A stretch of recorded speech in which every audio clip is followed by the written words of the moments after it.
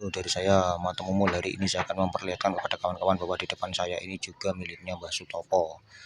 Nah, itu hampir sama yang tadi guys, perawaannya, bibirnya putih tapi ada coretnya hitam, telinganya blondeng-blondeng guys, dia kepala hitam tapi cuma hitamnya sedikit guys, separuh kiri separuh kanan guys, sekujur tubuh mulus putih.